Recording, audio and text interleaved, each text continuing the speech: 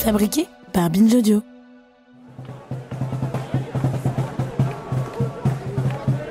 Chers collègues, quelques mots pour expliquer mon absence d'aujourd'hui. Je suis absente car je suis en grève.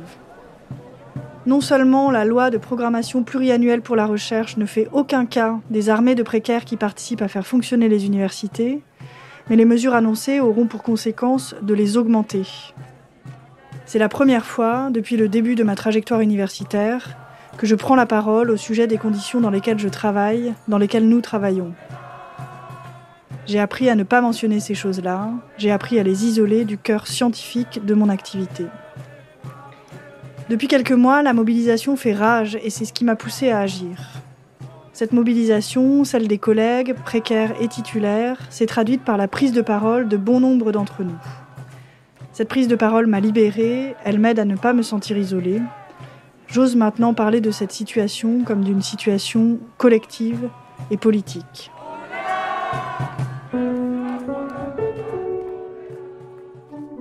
Ce qui est important aussi par rapport à cette lettre, c'est qu'en fait, c'est la première fois que justement, je déserte le contenu et la production de contenu pour me mobiliser sur les conditions dans lesquelles je travaille, quoi.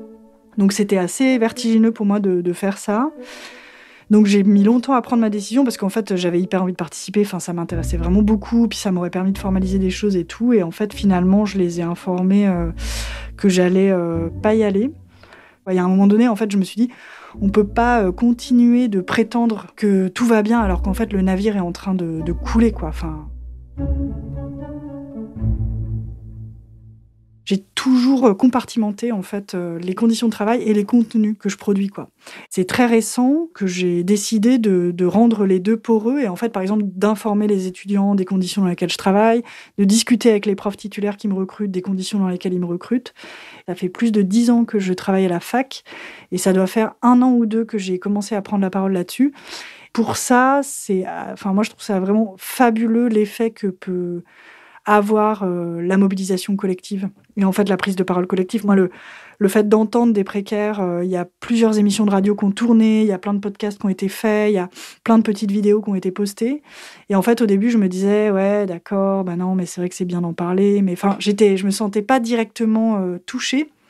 Et je me suis rendu compte au bout d'un moment que en fait, ça me faisait un bien fou juste d'entendre les gens décrire les choses que je vis, quoi. La prise de parole, en fait, et la parole, je suis sûre qu'elle a des vertus, quoi, et c'est ce que je dis dans la lettre. Et en fait, même si j'ai très peu d'espoir sur la résolution de cette situation, parce que politiquement, c'est vraiment une catastrophe, de sentir qu'on n'est pas tout seul dans cette situation, ça te rend beaucoup plus fort, quoi, pour continuer à travailler, puis pour lutter, quoi.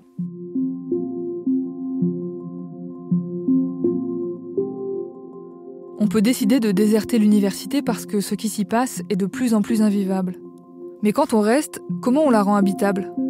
On essaye, c'est-à-dire voilà, on est sur ce bateau branlant, ça prend l'eau de tous les côtés, et puis soit on se désespère et puis on se met un boulet au pied puis on saute, quoi. Soit on essaye d'aménager des interstices, de trouver des espaces qui font du sens. Donc moi, c'est ce que j'essaye de faire en aménageant des niches, tu vois, en transformant des cours, en développant d'autres pédagogies. Pour le dernier épisode de cette série, j'ai voulu me demander comment faire pour que le monde de la recherche ne soit plus que cette grande machine violente qui expulse ou maltraite celles et ceux qu'elle a formés. Comment on fait, en 2021, quand on est un doctorant non financé, une chercheuse précaire ou un enseignant vacataire, pour résister et tenir bon, pour faire valoir ses droits et pour en créer de nouveaux, pour replacer les métiers des sciences sociales dans le cadre du droit du travail et du service public.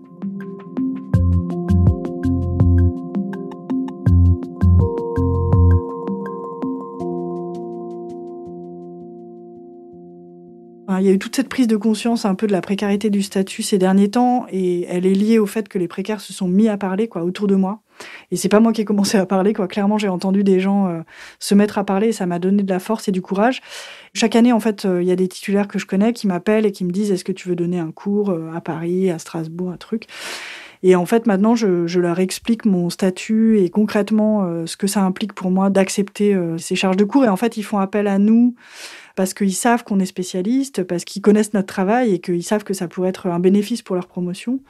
Et en fait, eux, ils n'ont pas d'autre solution que de proposer ces contrats précaires parce qu'il y a une pénurie de postes, quoi, parce qu'ils n'ont pas de support de poste permanent. Donc en fait, j'ai eu des retours récemment de titulaires qui me disaient qu'eux-mêmes, ils se sentaient complètement pris en étau, quoi, parce que forcés de nous proposer des contrats qui sont presque à perte pour nous, mais sans autre choix. Ce qui ne veut pas dire que je refuse. Enfin, après, je fais mes calculs et dans le cas de promotion ou d'endroits que j'aime bien comme à Rennes, je choisis de continuer d'y aller. Mais je fais très très attention à ne pas accepter trop de formes de travail gratuit, quoi. Ça, c'est des préparations pour des cours nouveaux, c'est des corrections trop nombreuses et c'est aussi beaucoup les soutenances de mémoire parce qu'en fait, les étudiants... évidemment, on noue des liens avec eux. Chacun de leurs enseignants a des spécialités différentes. Et donc, en fonction de nos spécialités, ils font appel à nous pour participer aux soutenances. Moi, chaque année, il y a des étudiantes et des étudiants qui me demandent d'être présents dans leur jury de soutenance, mais en fait, je suis pas payée pour le faire, quoi. Donc, du coup, ça aussi, c'est des formes d'activités que j'ai appris à refuser, en fait, en justifiant le refus. Et en fait, j'en parle aussi beaucoup aux étudiants. Et ça, c'est quelque chose qui m'a fait vachement de bien. Parce qu'en face, en fait, les étudiants, ils n'ont pas du tout conscience. Moi, je me souviens, quand j'étais en licence, je me posais pas la question de savoir dans quelles conditions mes profs étaient employés ou travaillaient, quoi. Pour moi, c'était juste des profs. Maintenant, à chaque cours, et puis de toute façon, vu que depuis plusieurs années, il y a des réformes qui sont de plus en plus mortelles, voilà, il y a des semaines entières de grève, et puis moi, je fais aussi beaucoup grève. Et en fait, quand ça se passe, je leur explique, quoi.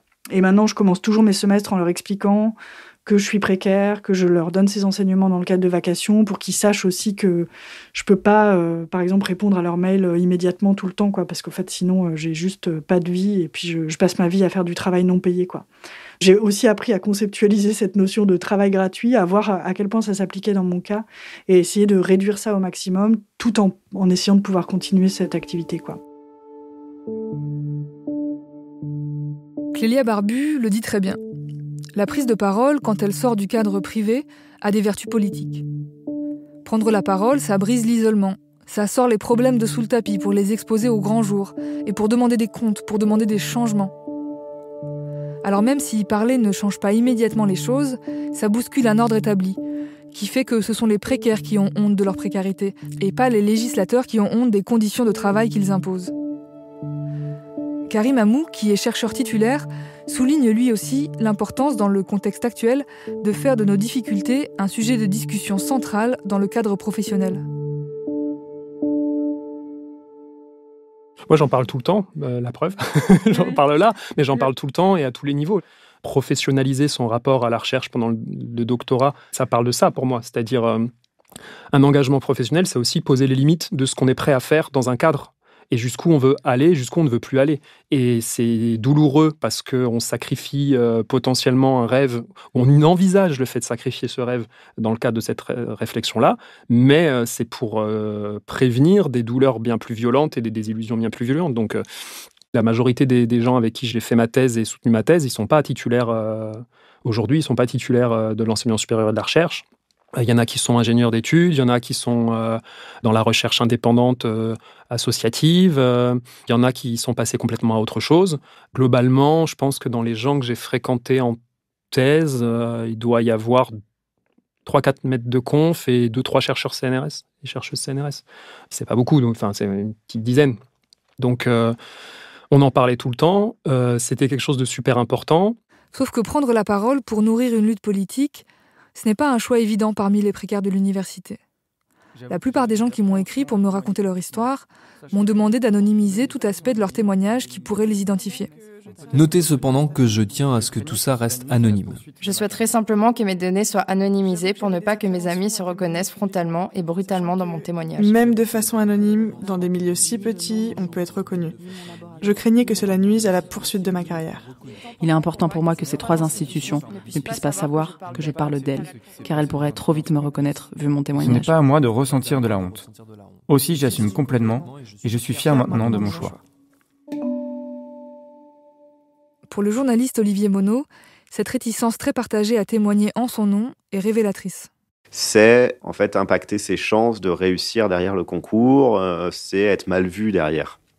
Il y a toujours cette tension personnelle entre défendre son statut d'aujourd'hui, mais se garder une possibilité d'en avoir un meilleur demain et ne froisser personne en fait. Et ça, c'est en effet très compliqué. L'une des choses qui est souvent revenue dans cette enquête, quand il s'agit de survivre à la formation ou à la précarité universitaire, c'est l'importance de l'organisation entre pairs, l'importance des collectifs informels.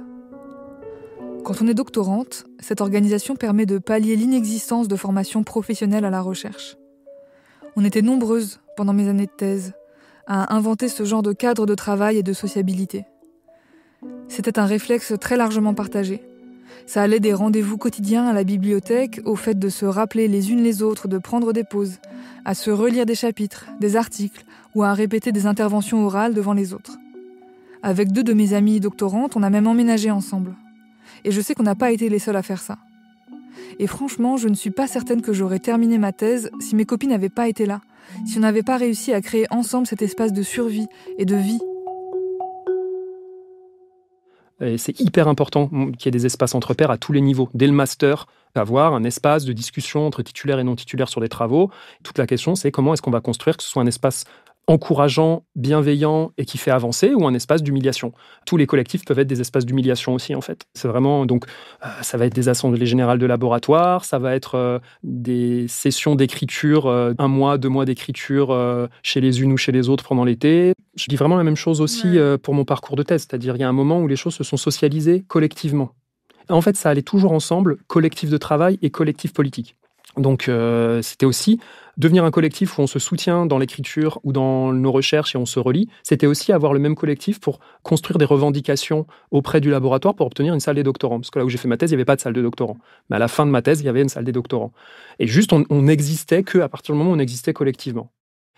Je ne suis pas sûr que je dirais comme toi que c'est nécessairement informel. Je pense plutôt qu'il faut réfléchir à si on le formalise, quel coût ça a et quelles conséquences ça a. Parce qu'il y a des formalisations qui méritent d'être faites, il y a des collectifs de recherche qui méritent d'avoir un nom, il y a des groupes politiques qui méritent d'avoir un agenda. Dans tous les cas, que ce soit informel ou formel, on n'échappe pas à la question des hiérarchies, des rapports de pouvoir, des effets d'exclusion. Et donc, le plus important, de mon point de vue, c'est de trouver comment on est réflexif là-dessus et comment on construit des garde-fous. Pour moi, l'institution, elle est du côté de ces garde-fous après. Les espaces d'organisation entre pairs, ce sont déjà des espaces politiques. Ils permettent de revendiquer de nouveaux droits ou bien d'en créer soi-même. Mais il existe beaucoup d'autres manières de résister collectivement, sans se mettre en danger individuellement. Un collectif de doctorants et d'ex-doctorants a rédigé, par exemple, un manuel d'autodéfense universitaire, sous-titré « Comment survivre au milieu universitaire » ou « Ce que j'aurais aimé lire en arrivant ». La première version du manuel est disponible en ligne et on y trouve de nombreux récits, retours d'expérience et conseils sur des sujets variés. Comment apprendre à refuser les tâches que notre hiérarchie nous confie, mais sans se griller ? Comment obtenir un lieu pour se retrouver entre doctorants ou précaires ? Comment annoncer sa décision d'arrêter sa thèse ou sa carrière ? Il et elle nous redisent au passage ce qu'on a besoin d'entendre. Arrêter sa thèse après la fin de son contrat doctoral, ce n'est pas une trahison. Un contrat doctoral, c'est un contrat de travail. Alors quand il est terminé, le travail qu'il impliquait peut légitimement prendre fin. Bon, on est très loin d'avoir banalisé cette idée, je sais. Les collectifs de précaires sont un autre espace de socialisation et de lutte important. Ce sont eux qui, depuis le début de la mobilisation contre la LPPR, il y a 1 an, ont porté les revendications des précaires et tenté de fédérer les titulaires face aux menaces qui les concernent aussi. Il en existe partout en France. Ces collectifs ont organisé des caisses de grève, ont porté la voix des vacataires qui se sont mis en grève, comme à Dijon ou à Rouen. Parce qu'il faut quand même le dire, quand on parle de manière de résister, la grève est un outil redoutable. Les collectifs de précaires et de grévistes, aujourd'hui, ce sont eux qui maintiennent les tensions nécessaires à toute revendication de droit. C'est à la fois une lutte qui a été chouette et importante, à la fois une lutte dont on ne peut pas dire qu'elle a arraché beaucoup de victoires pour l'instant. De toute façon, les luttes ne sont pas utiles simplement parce qu'elles arrachent des victoires. Elles créent des collectifs, elles remettent en cause des façons de penser les choses. Parfois, dans la douleur, elles font surgir des voix qui viennent dire « Non, mais en fait, vous le saviez pas ou vous faites semblant de pas le savoir, mais en fait, on a toujours existé, on était là. » Que ce soit dans les rapports et le degré d'exploitation que subissent les précaires, mais aussi dans le rapport entre les précaires chercheurs et chercheuses, et enseignants-chercheurs et chercheuses, mais aussi du côté des personnels administratifs, des ingénieurs d'études et de recherche, qui eux aussi peuvent être précaires. Quels sont les rapports entre ces gens-là ? Aussi aussi des lignes de fracture à l'intérieur du monde académique et on a tenté de rendre plus visible la question du racisme d'un côté, de la xénophobie et de la place des étudiants et étudiantes étrangers de l'autre, qui sont des questions qui sont largement périphérisées. On n'a pas vu un mouvement massif de mobilisation. Je vais parler surtout de mes collègues, donc du côté de la recherche, parce que du côté de la fac, il y a des gens qui se sont bougés, mais par rapport à Bienvenue en France et plus généralement à toute la précarité administrative et la violence que les étudiants étrangers, surtout quand ils viennent des pays du Sud, subissent. Et donc tout ça, ça a eu une place aussi dans cette mobilisation et c'est ça que je retiens et que je trouve chouette. Après, c'est pas propre à la recherche, on est à un degré de surdité et de répression étatique qui est, je pense, assez inédit dans les dernières années. L'an dernier, au moment où on était, donc avant le confinement, dans des luttes contre la LPPR, il y a eu au département un beau mouvement de solidarité avec les vacataires. Virginie Millot, maîtresse de conférences en anthropologie. Parce qu'il y avait aussi une équipe de vacataires très inquiète par rapport à toutes les lois qui se profilaient, c'est-à-dire l'impression qu'effectivement, ils avaient fait le choix d'un parcours de thèse qui est un parcours long, avec une condition difficile, d'accepter ce statut un peu d'intellectuel précaire parce qu'il y avait peut-être une toute petite fenêtre au bout du couloir d'un poste ou de quelque chose, et puis de voir d'un coup que cet horizon était en train de s'éloigner et qu'ils risquaient de ne pas trouver du tout de boulot. Et donc là, il y a eu un vrai mouvement de solidarité, qui n'a pas été simple à mettre en place, mais de l'ensemble de l'équipe pédagogique pour demander à la présidence de l'université une mensualisation des heures, ce qu'on n'a pas obtenu, et tout a été gelé, faire en sorte qu'au moins ils puissent être payés tous les mois.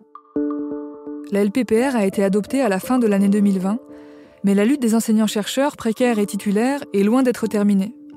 Parce qu'elle ne résout pas la pénurie de postes, parce que les financements pérennes vont encore diminuer, que les logiques de compétition vont être accentuées et que ce sont en particulier les femmes et les autres minorités qui vont le payer. Donc, il n'y a pas d'engagement sur l'emploi. Et ça, c'est primordial et c'est ça qui, je pense, a mis tout le monde dans la rue ou dans la revendication et dans l'opposition. Olivier Monod, journaliste à Libération.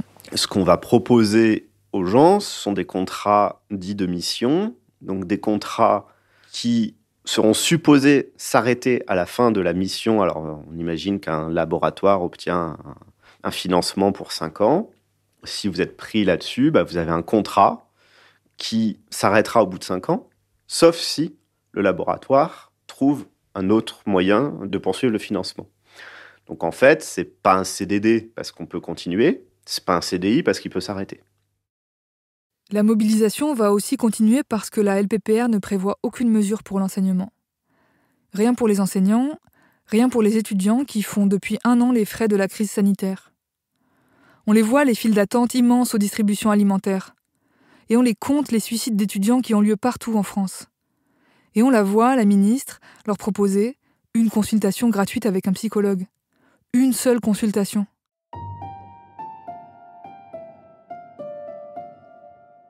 Fin février, le collectif Université Ouverte a lancé un appel à une forme de mobilisation très concrète pour préparer la rentrée prochaine.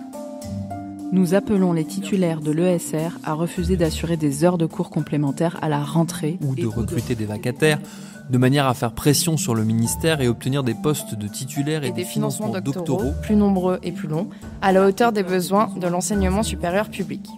Parallèlement, de manière à ne pas fragiliser les enseignantes vacataires, qui dépendent très fortement de ces vacations pour vivre. Nous lançons un appel pour les soutenir financièrement sur 6 mois. Et recueillerons dans ce cadre les promesses de dos. Les collègues titulaires se résignent le plus souvent à assurer des heures complémentaires et à recruter des vacataires, ne pouvant, à leur niveau, individuellement, isolément, faire autrement. Il peut en être cependant tout autrement si un mouvement s'organise à l'échelle nationale. Nous lançons un appel pour que les titulaires s'engagent à mener une action commune et organisée. On le disait dans le premier épisode, l'université est un contre-pouvoir. C'est le cas depuis mai 68, sans vouloir ressasser de vieux clichés. Mais cette histoire, elle est importante, parce que depuis, absolument tous les gouvernements successifs ont voulu régler son compte à l'université.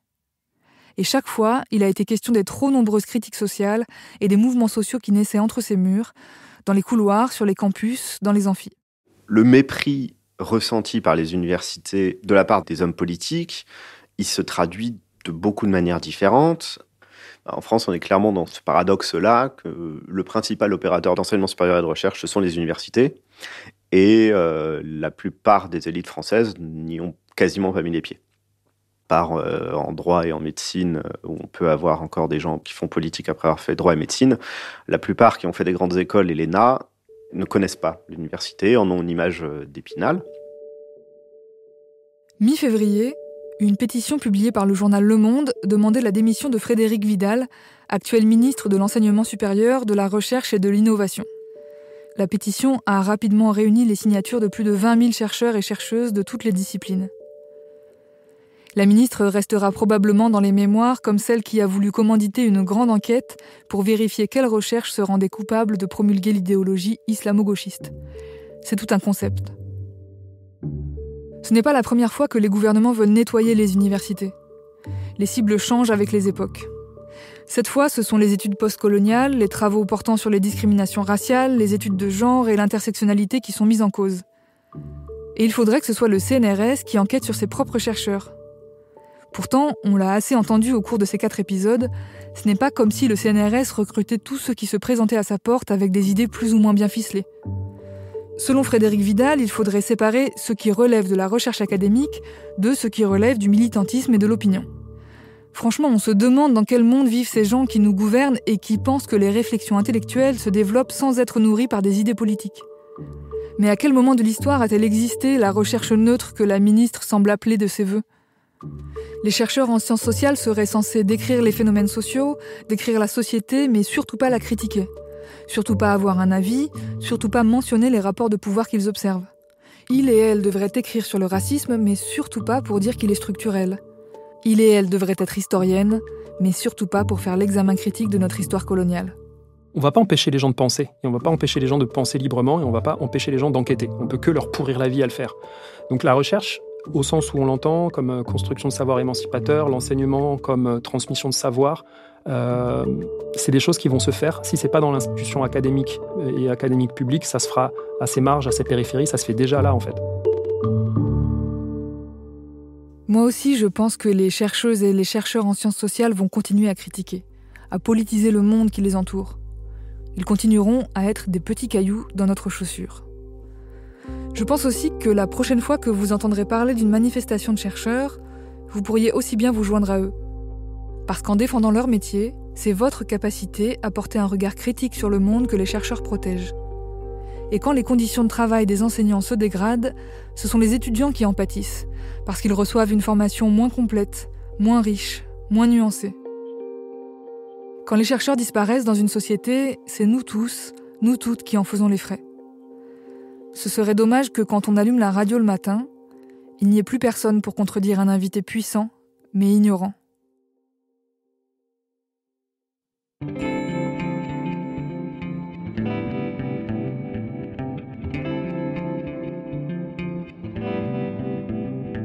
Merci à Virginie Millot et Sylvaine Camelin, à Karim Amou, Olivier Monod, Clélia Barbu et Lorraine Lecausanet. Merci à Margot Hier, Rémi Elissab, Amandine Gilbert et aux rédactrices du manuel d'autodéfense universitaire. Merci à Alexandra Clavé-Mercier et à Martin Oliveira. Un grand merci à Marie Sautier, Marianne Lacharrière, Marc Bessin, Luc Sigalo-Santos pour le temps qu'ils et elles m'ont accordé dans la préparation de ce récit. Et merci à toutes les personnes qui m'ont confié leur histoire. Merci enfin à Eva Rodriguez et à Myriam Paris pour leur aide précieuse. Et surtout, merci à Laura Fletti.